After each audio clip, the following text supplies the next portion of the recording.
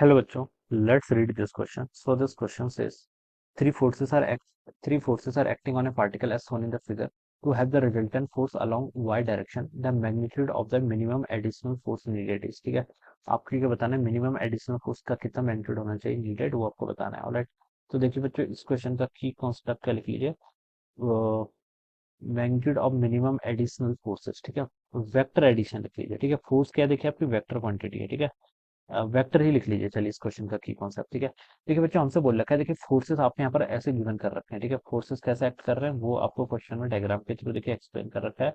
This is our x axis, this one is our y axis. Alright, force कौन कौन से, एक आपका 1 न्यूटन का फोर्स ऐसा एक्ट कर रहा है, this is a 1 Newton force. Alright, ये कितना एंगल बना रहा है आपका, 30 डिग्री का एंगल यहाँ से बना रहा है, ठीक है। दूसरा आपका देखिए, this is our 2 Newton force, ये आपका एक 2 न्यूटन का फोर्स है। It is again making an angle of 30 degree, ये भी 30 डिग्री का एंगल बना रहा है, ठीक है। और यहाँ पर आपका ये 90 डिग्री का एंगल होगा, ठीक है। और यहाँ पर आपका एक 4 न्यूटन का फोर्स है, लाइक दिस, ठीक है। और ये कितना बना रहा है, जिसमें लेके है ना 60 डिग्री एंगल, 60 डिग्री का एंगल बना रहा है। और हमसे क्वेश्चन में बोल रखा है, देखिए हमें क्या बताना है, to have the resultant force only along y direction, जो आपका रिजल्टेंट फोर्स है वो वाई एक्सिस के अलोंग होना चाहिए, ठीक है। So the magnitude of the minimum additional force needed, ठीक है। कितना एडिशनल फोर्स आपको लगाना पड़ेगा जिससे कि आपका रिजल्टेंट जो है वो आपका वाई एक्सिस का लॉन्ग है। वाई एक्सिस का लॉन्ग मतलब देखिए, इसका मतलब ये है कि जो आपका नेट फोर्स है, मान लीजिए मैं उसको एफ नेट बोल देता हूँ, इसका एक्स एक्सिस का लॉन्ग कंपोनेंट क्या होना चाहिए, जीरो होना चाहिए, ठीक है।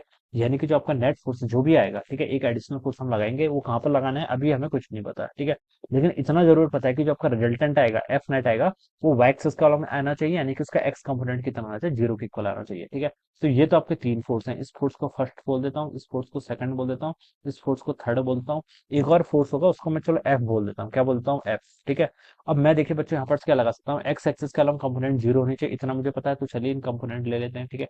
ये आपका 1 न्यूटन है, एक कंपोनेंट इस डायरेक्शन में आएगा इसका, वन का कॉस 30, और एक कंपोनेंट आपका इस डायरेक्शन में आएगा, जिसको मैं क्या बोलूंगा, आपका वन का साइन 30, ठीक है। मैं सिर्फ एक्स एक्सिस में इंटरेस्टेड है, तो मैं इसको लिख रहा हूँ वन का साइन 30, ठीक है। साइन 30 की वैल्यू 1/2, तो 1/2 न्यूटन, तो एक आपका ये फोर्स लग रहा है एक्स एक्सिस का लॉन्ग, ठीक है। ये इसका कंपोनेंट मिल गया। अब टू वाले को देखिए, टू वाले का एक कंपोनेंट इस डायरेक्शन में आएगा, कितना आएगा, 4 का कॉस 60, ठीक है।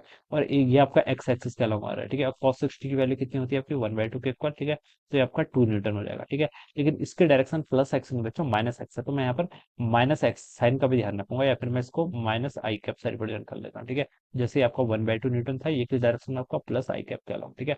अब इस नीचे वाले 2 न्यूटन पाइए, देखिए 2 न्यूटन के दो कंपोनेंट आएंगे, एक इस डायरेक्शन में आएगा, इसे मैं क्या लिखूंगा, 2 का कॉस 30, एक इस डायरेक्शन में आएगा, जिसे मैं लिखूंगा 2 का साइन 30।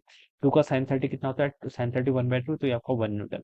और इस डायरेक्शन में आ रहा है प्लस एक्स, यानी कि इसको मैं प्लस आई कैप लिख लूंगा। ऑलराइट, एक चौथा फोर्स और है, उसको चलिए मैं एफ से रिप्रेजेंट कर लूंगा, ठीक है। अब बच्चों देखिए, नेट फोर्स, चौथा फोर्स को चलिए मैंने एफ बोल दिया, ठीक है। ये कितना है क्या है कुछ नहीं पता, चलिए, लेकिन अभी मैं ऐसे एज्यूम कर लेता हूँ, ठीक है। और देखिए क्या बोल रखा है, फर्स्ट फोर्स के एक्स एक्सिस के अलोंग कितना कंपोनेंट है आपका, 1/2 न्यूटन, यानी कि 0.5 प्लस एक्स के अलोंग है, तो 0.5 आई लिखिएगा, ठीक है।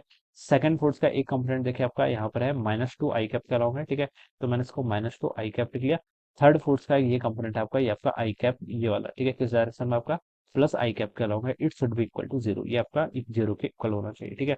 तो यहाँ से देखिए आपका कितना आएगा, आई कैप प्लस 0.5, ये 1.5 आई कैप माइनस टू करेंगे, तो आपका एफ माइनस कितना हो जाएगा आपका, 0.5 आई कैप के इक्वल आ जाएगा, ठीक है।